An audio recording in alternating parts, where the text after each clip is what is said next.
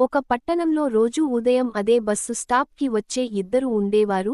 ఆమె పేరు సంధ్య, కాలేజీకి వెళ్లే విద్యార్థిని. ఆయన పేరు అర్జున్, అదే బస్సులో ఆఫీసుకి వెళ్లే సాఫ్ట్వేర్ ఉద్యోగి. ప్రతిరోజు వీళ్ళిద్దరూ బస్సు కోసం ఎదురుచూస్తూ ఒక్కరిని ఒక్కరు చూడడమే కాని మాటలు మాత్రం ఎప్పుడూ మారలేదు.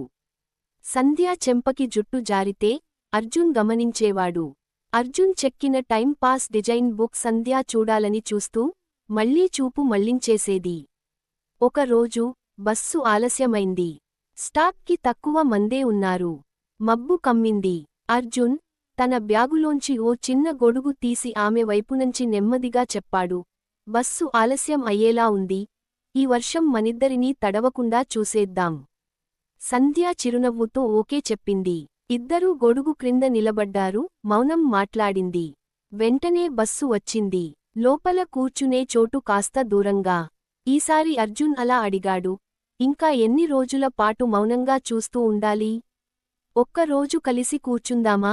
సంధ్య కాసేపు చూసి నవ్వింది. ఒక్కరోజు కాదు, ప్రతిరోజూ. నీతి, లవ్ మెసేజ్, ప్రేమ మొదలు మాటలతో కాకపోయినా ఓ చిన్న గొడుగుతో మొదలవచ్చు. ప్రేమ నిశ్శబ్దంగా వస్తుంది, కాని మనసుని పూర్తిగా తడిపేస్తుంది.